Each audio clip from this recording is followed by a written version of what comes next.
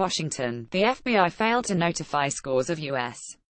officials that Russian hackers were trying to break into their personal Gmail accounts despite having evidence for at least a year that the targets were in the Kremlin's crosshairs, the Associated Press has found. Nearly 80 interviews with Americans targeted by Fancy Bear, a Russian government-aligned cyber espionage group, turned up only 2 cases in which the FBI had provided a heads-up. Even senior policymakers discovered they were targets only when the app told them, a situation some described as bizarre and dispiriting. "It's utterly confounding," said Philip Reiner, a former senior director at the National Security Council, who was notified by the app that he was targeted in 2015. "You've got to tell your people. You've got to protect your people." The FBI declined to discuss its investigation into Fancy Bear's spying campaign, but did provide a statement that said in part the FBI routinely notifies individuals and organizations of potential threat information. 3 people familiar with the matter, including a current and a former government official, said the FBI has known for more than a year the details of Fancy Bear's attempts to break into Gmail inboxes. A senior FBI official, who was not authorized to publicly discuss the hacking operation because of its sensitivity, declined to comment on when it received the target list but said that the Bureau was overwhelmed by the sheer number of attempted hacks. "It's a matter of triaging to the best of our ability the volume of the targets who are out there," he said. The app did its own triage, dedicating 2 months and a small team of reporters to go through a hit list of Fancy Bear targets provided by the cybersecurity firm SecureWorks. Previous app investigations based on the list have shown how Fancy Bear worked in close alignment with the Kremlin's interests to steal tens of thousands of emails from the Democratic Party. The hacking campaign disrupted the 2016 U.S. election and cast a shadow over the presidency of Donald Trump, whom U.S. intelligence agencies say the hackers were trying to help. The Russian government has denied interfering in the American election. The SecureWorks list comprises 19,000 lines of targeting data. Going through it, the app identified more than 500 U.S.-based people or groups and reached out to more than 190 of them, interviewing nearly 80 about their experiences.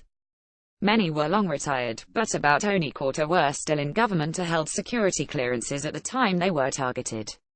Only 2 told the app they learned of the hacking attempts on their personal Gmail accounts from the FBI. A few more were contacted by the FBI after their emails were published in the torrent of leaks that coursed through last year's electoral contest. But to this day, some leak victims have not heard from the Bureau at all. Charles Sowell, who previously worked as a senior administrator in the Office of the Director of National Intelligence and was targeted by Fancy Bear 2 years ago, said there was no reason the FBI couldn't do the same work the app did. "It's absolutely not okay for them to use an excuse that there's too much data," Sowell said. "Would that hold water if there were a serial killer investigation, and people were calling in tips left and right, and they were holding up their hands and saying, 'It's too much.' That's ridiculous." It's curious the app found few traces of the Bureau's inquiry as it launched its own investigation 2 months ago. In October, 2 app journalists visited THCservice.com, a brightly lit, family-run internet company on the former grounds of a communist-era chicken farm outside the Romanian city of Craiova. That's where someone registered DCLeaks.com, the first of 3 websites to publish caches of emails belonging to Democrats and other U.S. officials in mid-2016. DCLeaks was clearly linked to Fancy Bear. Previous app reporting found that all but one of the site's victims had been targeted by the hacking group before their emails were dumped online. Yet THC founder Catalin Florica said he was never approached by law enforcement. "It's curious," Florica said. "You are the first ones that contact us. THC merely registered the site, a simple process that typically takes only a few minutes." But the reaction was similar at the Kuala Lumpur offices of the Malaysian web company Shinjiru Technology, which hosted DCLeaks' stolen files for the duration of the electoral campaign. The company's chief executive, Terence Chung, said he had never heard of DCLeaks until the app contacted him. "What is the issue with it?" he asked. Questions over the FBI's handling of Fancy Bear's broad hacking sweep date to March 2016, when agents arrived unannounced at Hillary Clinton's headquarters in Brooklyn to warn her campaign about a surge of rogue, password-stealing emails.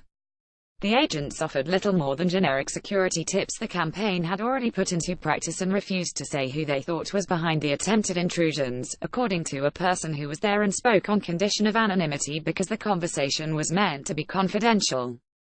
Questions emerged again after it was revealed that the FBI never took custody of the Democratic National Committee's computer server after it was penetrated by Fancy Bear in April 2016. Former FBI Director James Comey testified this year that the FBI worked off a copy of the server, which he described as an appropriate substitute. Makes me sad, retired Maj. James Phillips was one of the first people to have the contents of his inbox published by DC Leaks when the website made its June 2016 debut. But the Army veteran said he didn't realize his personal emails were flapping in the breeze until a journalist phoned him 2 months later. The fact that a reporter told me about DC Leaks kind of makes me sad, he said. I wish it had been a government source. Phillips' story would be repeated again and again as the app spoke to officials from the National Defense University in Washington to the North American Aerospace Defense Command in Colorado. Among them a former head of the Defense Intelligence Agency, retired Lieutenant Gen. Patrick Hughes, a former head of Air Force Intelligence, retired Lieutenant Gen. David Deptula, a former Defense Undersecretary, Eric Edelman, and a former Director of Cybersecurity for the Air Force, retired Lieutenant Gen. Mark Schisler, retired Maj. Gen. Brian Keller, a former Director of Military Support at the Geospatial Intelligence Agency, was not informed, even after DC Leaks posted his emails to the Internet. In a telephone call with App, Keller said he still wasn't clear on what had happened, who had hacked him, or whether his data was still at risk. Should I be worried or alarmed or anything? Asked Keller, who left the spy satellite agency in 2010 and now works in private industry. Not all the interviewees felt the FBI had a responsibility to alert them. Perhaps optimistically, I have to conclude that a risk analysis was done and I was not considered a high enough risk to justify making contact, said a former Air Force Chief of Staff, retired Gen. Norton Schwartz, who was targeted by Fancy Bear in 2015. Others argued that the FBI may have wanted to avoid tipping the hackers off, or that there were too many people to notify. The expectation that the government is going to protect everyone and go back to everyone is false, said Nicholas Eftimiades, a retired senior technical officer at the Defense Intelligence Agency who teaches Homeland Security at Pennsylvania State University in Harrisburg and was himself among the targets. The government is supposed to try, said Michael Daniel, who served as President Barack Obama's White House cybersecurity coordinator. Daniel wouldn't comment directly on why so many Fancy Bear targets weren't warned in this case, but he said the issue of how and when to notify people frankly still needs more work. CLOAKANDDAGGER. In the absence of any official warning, some of those contacted by app brushed off the idea that they were taken in by a foreign power's intelligence service. I don't open anything I don't recognize, said Joseph Barnard, who headed the Personnel Recovery Branch of the Air Force's Air Combat Command. That may well be true of Barnard. SecureWorks data suggests he never clicked the malicious link sent to him in June 2015. But it isn't true of everyone. An app analysis of the data suggests that out of 312 U.S. military and government figures targeted by Fancy Bear, 131 clicked the links sent to them. That could mean that as many as 2 in 5 came perilously close to handing over their passwords. It's not clear how many gave up their credentials in the end or what the hackers may have acquired. Some of those accounts hold emails that go back years, when even many of the retired officials still occupied sensitive posts. Overwhelmingly, interviewees told app they kept classified material out of their Gmail inboxes, but intelligence experts said Russian spies could use personal correspondence as a springboard for further hacking, recruitment, or even blackmail.